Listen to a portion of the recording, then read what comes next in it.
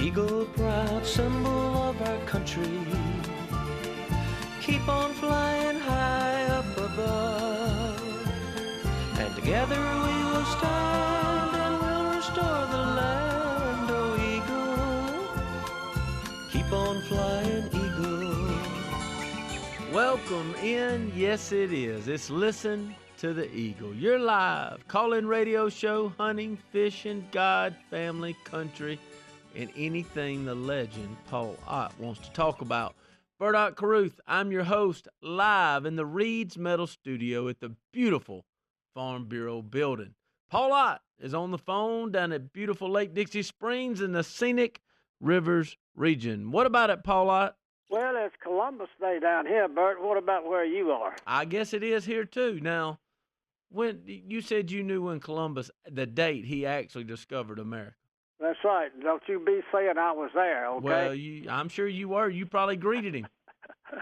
Oh, Bert, 1492. Oh, I thought you knew the date, like the actual day. Oh, the day of the week? Yeah. Let's just say it was Monday night.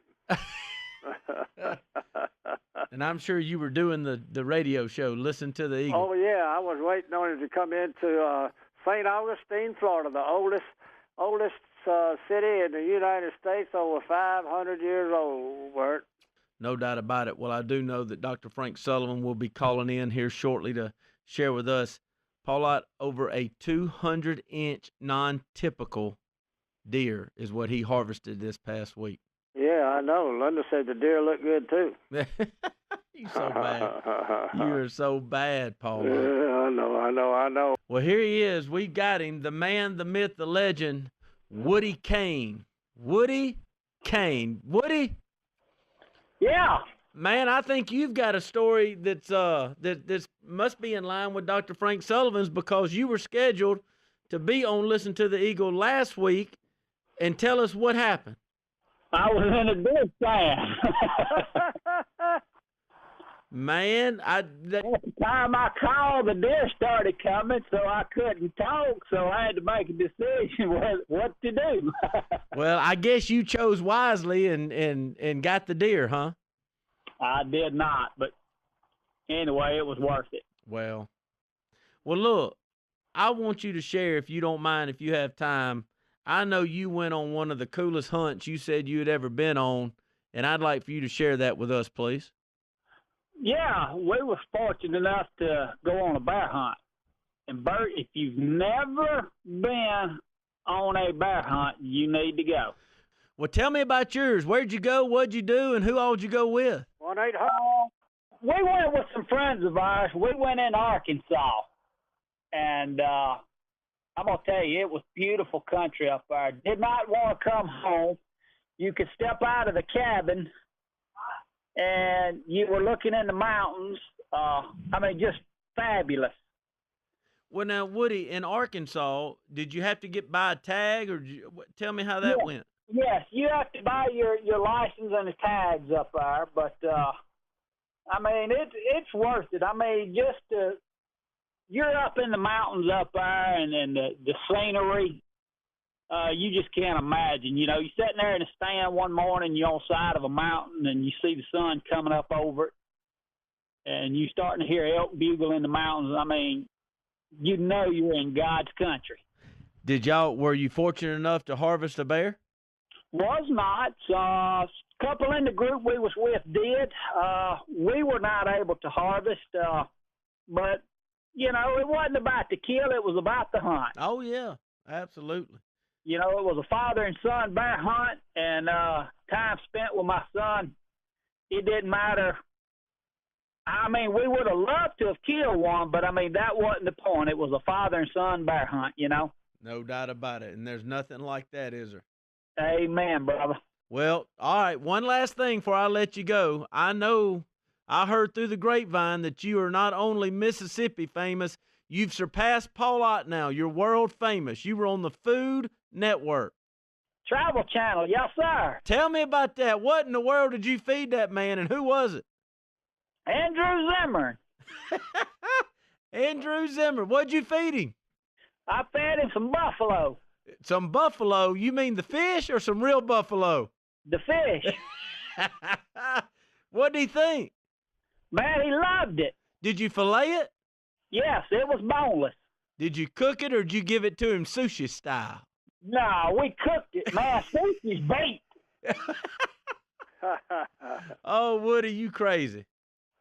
Well, let's not tell everybody. Well, look, it goes without saying. So you were on the Travel Channel, seriously? Yes. And you put Port Gibson on the map. I guess, you know, it was on there. Woody, before we let you go, just for good old times, can you tell everybody in the Woodie Cain style what number to call? 1-800-251-5891. A pound 444 some more. Some more. Woody, we love you. We miss you. Come see us and bring some of that good old cooking from your wife. We're going to come up one Monday. Just hang on. We're going to be there. Oh, y'all don't go anywhere. We're going to be back with the man, Dr. Frank Sullivan, who is with us from time to time to update us on the state of Louisiana hunting and fishing. But tonight, we've got a great story. You want to be a part of the show? You may have some questions for Dr. Frank. 1-800-251-5891. That's pound 444 if you C-Spire. We'll be right back. Legendary entertainer Paul Ott brings you his greatest hits. Get them all in this special CD-DVD combo set, including Old Blue, Many and a many of an early morn. I Am Mississippi, I am everything good you have ever dreamed about. Right Arm of America, and many more. To order, visit listentotheeagle.com or send $20 check or money order to Paul Ott's Greatest Hits, Box 219, Summit, Mississippi 39666.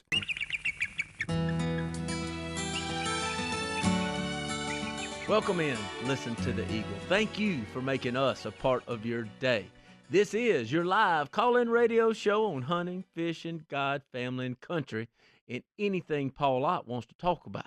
You want to be Hey, that's right, Paul Ott. I'm Bert Ott Carruth. I'm your host right here live in the Reed's Metal Studio. Paul Ott is down at beautiful Lake Dixie Springs in the Scenic Rivers region. You want to be a part of the show, 1-800-251-5891. That's 1-800-251-5891 or pound 444 if you're C-Spire, customer inspired like we are. My dear friend, one of my best friends in the world, Dr. Frank Sullivan, he's gracious enough. Over the last few years, he's been a friend of Listen to the Eagle. He comes on and he updates us and shares about the fishing and the hunting in the great state of Louisiana. But tonight, Frank, it's all about you, baby. You did something this past week that has absolutely gone viral all over the social media world. I am proud of you. I know it's something that was fun for you. And what I would like to do is basically turn this show over for as long as it takes for you to share not only about the kill, but about everything leading up to it. Describe the deer that was harvested and where it stands in the state of Louisiana and maybe even nationally if you've heard yet. And the only time I'm going to interrupt is if we got to go to break and ask you to hold on for another segment.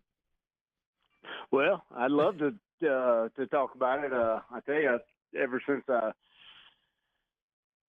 kind of discovered the deer, which was about 7 weeks ago at my office, actually. I was my office is on top of a hill, and it looks down into a valley, and we feed our deer down there. And you know, we always have the usual suspects showing up, a little 8 points, maybe every once in a while a little 10 point. But we're right in the middle of town, so you don't really think a deer like this. All right, hang on. I told you I wasn't going to interrupt you. That's not typical. A little 8 point, a little 10 point. What in the world? Well, you know, look, I'm you know, people think I'm this great white hunter because I was fortunate enough to want to kill this deer. So let's get this straight right now. I'm just a normal redneck that loves to hunt.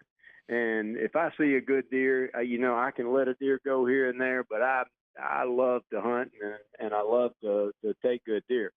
This was just a gift from God that he gave me this deer to hunt. And that's all I ever did. I thanked him every day that thank you for this pursuit because this is like nothing I've ever been a part of. Yeah. So, I mean, from day one when it showed up, we shocked everybody in my office. We were looking at this deer. Actually, some coyotes ran it up.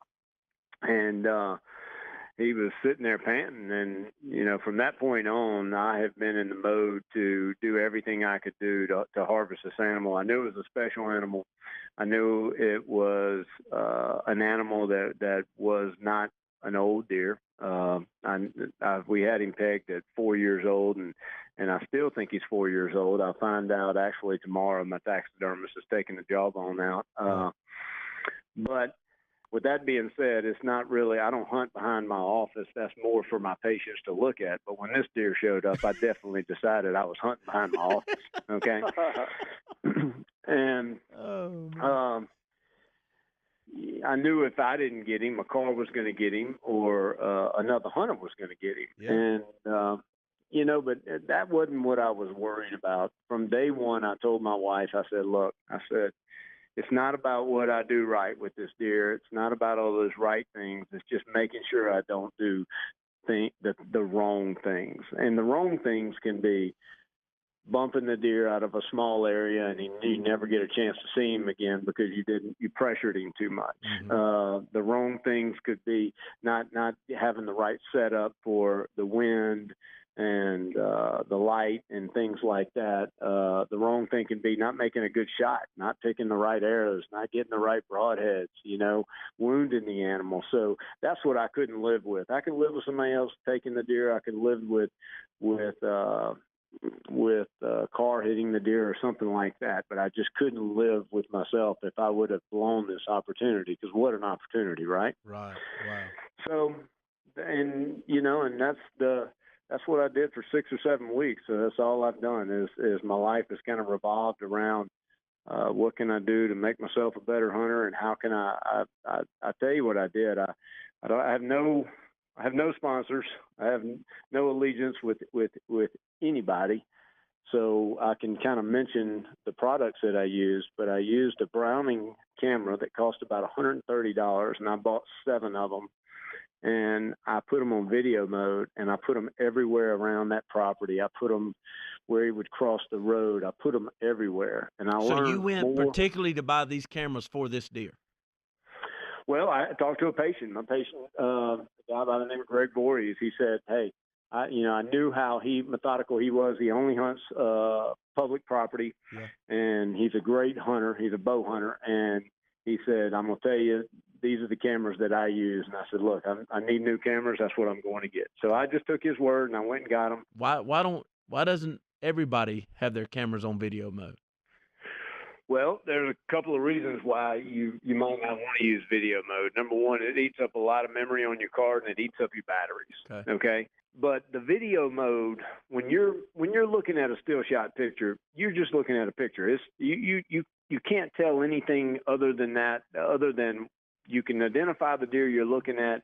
You can help identify his age. You can identify his health. You can look at his horns. A lot is in that still shot picture. But when you're looking at a video, these deer and when you pattern deer earlier in the year, all these deer are still together. They're in their little group, and their little group is what's probably going to show up when when you're hunting. Okay. Mm-hmm. So what I was studying was, I wasn't just studying the deer I was hunting. I was really studying the deer he was with, because he was with he was with 2 nice bucks and 3 real young bucks. And one of the nice bucks that he was with was an 8-point. That was a 4-year-old 8-point. And when I would watch the video, this 8-point would very seldom eat. He always had his head up. He was always looking.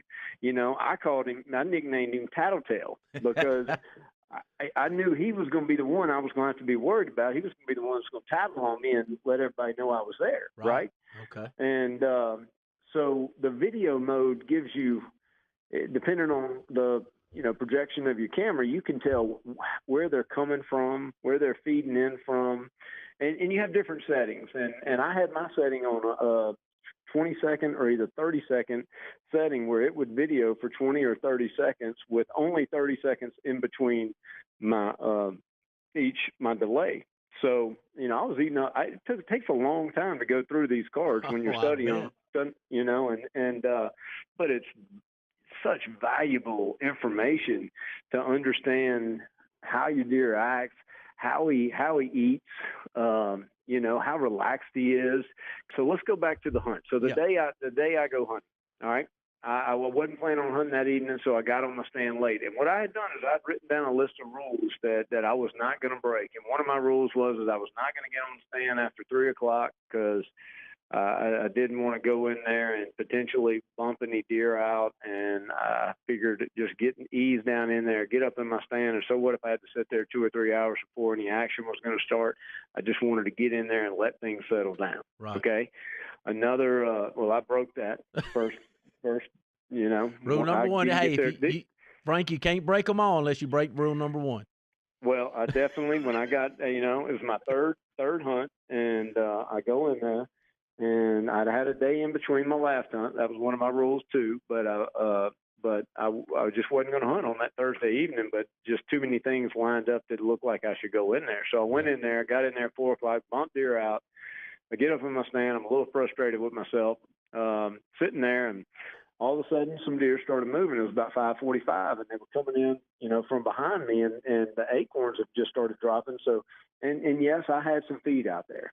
I'm looking to my right, and all of a sudden I kind of start coming back, and I'm getting squared up. I'm about to get my head back around. I'm going real slow. And when I came back around at 24 steps, he walked out. Ooh. I had never seen him without his velvet on his horns, and I'd never seen him in a hunting situation either. So he had just started taking his velvet off of his horns. So his horns were very, they were orange nearly. Okay. And they were a little bloody because the velvet was still just hanging all over his head. So it looked like he had a mop or moss hanging around his head, his ears and everything. And then he had these big old orange horns sticking out. And so let's talk about buck fever. I've never gotten buck fever in my life. I don't think I have, but I was dang sure my heart was beating. I was breathing heavy. I got chills in the studio right now. I can't imagine what you were feeling. So, man, I wasn't a wreck, but I wasn't as together as I'd like to say I was. Okay. So he starts walking. He's at 24 steps. All right. And he starts walking right to left, and he's going straight to that Nate's buckbait, and he gets kind of close to it, and something, well, no. I go to full draw. I didn't know if I was going to be able to get the bow back. Right. My left arm felt like it was going to collapse. I was a wreck. You sound like you were a 10-year-old kid. I felt like that. I felt like I was 8 years old and couldn't pull my bow back. So anyway, I get it all the way back. I'm at full draw. And I've been watching all the other deer around me, everybody.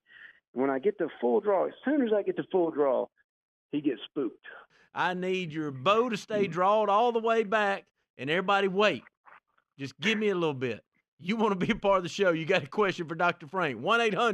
1-800-251-5891. That's 1-800-251-5891 or pound 444 if you're C-Spire. Customer inspired like we are. The kill is next. Paul Ott's The Day of the Lord CD-DVD combo set is our free gift to you and your family. The Day of the Lord includes songs like I Am That I Am, Don't Cry for Me, and They Could Not Stop His Love, as well as special sermons by Tom Lester, Dr. Larry LeBlanc, and others. Paul's special holy visits and the printed Don't Cry for Me poster are also included. Get yours by calling 1-800-684-9486 or by letter to New Day of the Lord Ministries Foundation, Box 219, Summit, Mississippi 39666.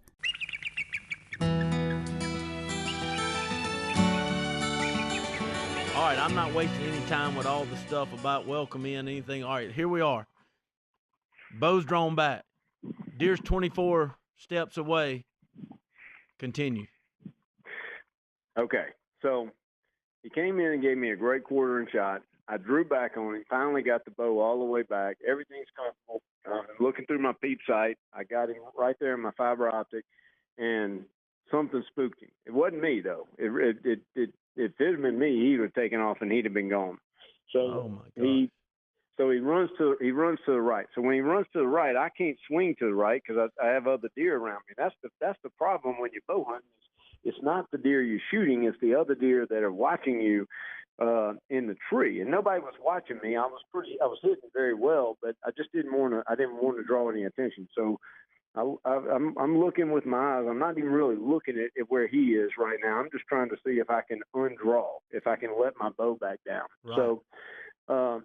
So I get that let back down. Now I'm kind of watching. All I can see is his ankles and his hooves of the deer, and so I'm just kind of watching him in the woods, and I can't see if he's comfortable. I can't see if he's not comfortable. All the other deer are kind of on alert, and they want to know what's up. Why did he run? And so at the same moment, I'm right on a creek bed, but I can't see the creek because there's a bank in front of me. All of a sudden, guess who walks up and comes up out of the creek? Tattletale. Okay? Oh, Tattletale. The 4-year-old 8-point comes up out of the creek. All right, now he's still in full velvet, and he's walking, kind of coming out into the opening, and then he stops and he looks. The big boy, the guy that I was hunting, and him, they kind of look at each other, and it was nearly comical because Tattletale and we called this buck Under Armour, the one that we killed, because my son named him because if you look at his horns, he looks like the Under Armour logo. Oh, okay? Cool, yeah. So Under Armour is looking at Tattletale, and Tattletale is looking at Under Armour, and it was kind of comical because it looked like Tattletale was looking at Under Armour going, "What happened to you, man? What happened to your horns? You look all kind of ugly. You look, you don't look right, And they kind of looked at each other for a while, and then who I thought was going to be my nemesis, deer, the one that was going to tell on me, he made the whole situation comfortable because he put his head down and he went straight to eating. I don't even know really what he was eating on because he wasn't at the Nate's buck, but he was coming to the Nate's bait. But as soon as he did, my deer turned and came back, and he stood exactly where he was when he stepped out of the woods, and I saw him for the first time. So he was at 24 feet. By this time, I had kind of calmed down for some reason. I don't know what had really happened, and I'm checking everybody out now and making sure everybody's not looking at me. Everybody's going back to eating. Everybody was relaxed, and I was able to draw back a 24-yard shot. I actually made a perfect shot. It was a double long shot. Deer crossed the creek, went up the bank to the other side, didn't go far, and he crashed. Wow. You know how it is. Then you sit there, you say your prayers, you thank God for what just happened and the opportunity He just gave you. You take a deep breath, and then you get your phone out and you start texting. And well, look, that's so awesome. And if I could ask you, hang on one more segment, because now I want to talk about the deer on the next segment. Okay. Okay. I want to tell everybody about what you just harvested and what you just described. Y'all don't go anywhere. We're going to talk about this deer, all about it, where it ranks, and all that good stuff. Y'all don't go anywhere. We'll be right back with Dr. Frank Sullivan. Legendary entertainer Paul Ott brings you his greatest hits. Get them all in this special CD-DVD combo set, including Old Blue, Many and a many of an early morn. I Am Mississippi, I am everything good you have ever dreamed about. Right Arm of America, and many more. To order, visit listentotheeagle.com or send $20 check or money order to Paul Ott's Greatest Hits, Box 219, Summit, Mississippi 39666. Welcome back in to Listen to the Eagle, your live call-in radio show on hunting, fishing, God, family, and country. Bert Ott Carruth, your host, live in the Reed's Metal Studio alongside Paul Ott down at beautiful Lake Dixie Springs in the Scenic Rivers region. We have had our guest, Dr. Frank Sullivan, one of my best friends in the world, share a moment that he's had. And matter of fact, off the air, he just said it's one of the best hunting moments of his whole life, and no doubt about it. Frank, I can't thank you enough for being a part of Listen to the Eagle and sharing this and describing all the details. But now let's actually talk about the deer. What was the spread? How many points? How much did he weigh? Just tell us about the deer. Okay, so the deer actually got hit by a car last year, and it actually got shot by another hunter also. So it was as a 3-year-old. What I'm saying was a 3-year-old. It was just a normal, typical tight rack, high pinpoint. Okay. Okay. And in the matter of 1 year, less than a year, it put on probably 80 to 100 inches. And it had 3 drop times that were going down. And I'm not talking about little drop times. They look, the deer looks like it was homegrown in a pen. Gross score, I don't really know. I hate to even throw out a number. A buddy of mine and I, that he knows more about it than I do, we measured it. We measured it somewhere around 235 inches. With deductions, it's probably going to put me in the 220s somewhere. The record in Louisiana is 227. Am I going to beat that? I don't really know. But all I can say is that I thank God for giving me the opportunity. I don't know why he put it in my backyard, but he did. And I want to say that I did seize the moment. But I definitely want to let everybody know that look, you can't kill a big deer like this unless you have it. And Right. I don't know why we had it, but we had it, and we were able to take it, and we took it humanely. The deer didn't run but 25 yards after it was shot. So it was one of the best things that I've ever been through in my life, and I'm just thankful that I got to be a part of it and hunt the deer. Well, I'm happy for you because I love you, but I can't thank you enough for sharing this moment on Listen to the Eagle, and thank you for always being a friend of the show and talking about fishing and talking about hunting in the great state of Louisiana. Look forward to seeing y'all, and thank y'all for having me on the show. Yes, sir. Congratulations. If you don't remember anything else about tonight, remember this. If you do things your way, you will get your results. If you'll stop and pray, you'll get his. Paul Ott, I'll see you next week. I love all y'all. Jim, thank you for everything you did tonight. See y'all all next week.